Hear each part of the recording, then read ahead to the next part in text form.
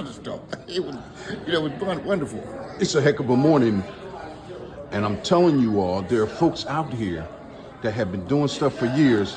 I just ran into my friend around the corner, and his wife and I went to high school together, but he and I have been friends for years. And he was just telling me about his episodes with Amtrak. And I'm telling you, you can never despite small beginnings. Nope. This brother's still here. He said the only thing he loved he lost was his mind. Tell him who you are. Yeah, I'm Edwin Rich.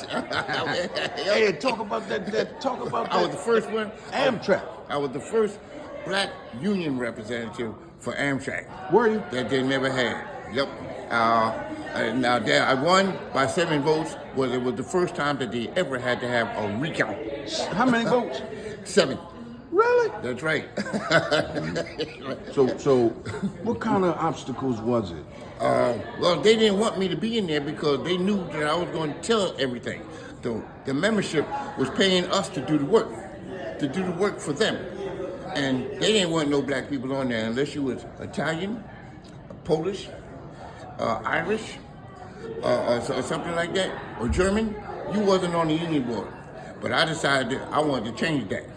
So I went ahead and I became the first black secretary for the union. So now I knew everything, and I had to tell everything. And they didn't like it. Some people would call you a snitch, man. I don't care. God bless. Right is right, wrong is wrong. But that didn't stop there. We also talked about the civic I work. was the first black civic leader in Jefferson Farms. Were you? That they ever had. That's right. I got kids working.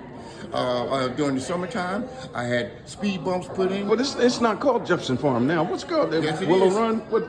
It's still called Jefferson Farms. Is it for real? Yes. Okay. Mm-hmm. Yep. It's still called Jefferson Farms. And we had a swimming pool out there. I had crop dusting going on for some mosquitoes. And I had kids doing stuff in the neighborhood, something positive. And eventually, I ended up having the first Cub Scout troop out in that area. The Pearl Center, which used to be the old Layton home. Yep. You all took a group of kids down there? Children? That's right. I took kids down there to sing during Christmas. I brought them here to the Amtrak station and sang. And then we sang. Of course, I had them singing in church and stuff like that because I sang when I was a kid in 7 operas. When I was a child, I sang in 7 operas. I sang in the St. Francis de Sales Board Choir. We were ranked number 3 under the Vienna Board Choir. Boy, you reminded me of Mr. Cawley, MDNA. He loved that kind of stuff. Oh, yes. He loved that kind of stuff. Boy, it's been a pleasure. What brings you here today? Where are we? I know what triggered that conversation. We're the train station. That's right. It's called the CSC field. CSC. We used to call it C-Top because of all the signals used to come through here. Hey, look, man. When last time you turned around the train because of Joe Biden?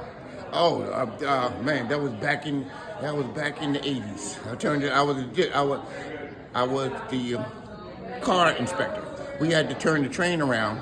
We had to take the engine off of one end, run it down the track, and put it down the other end. And Joe Biden couldn't go to work until we said it was okay. And we and we would ask him, "Are you ready to go to work, sir?" I love you.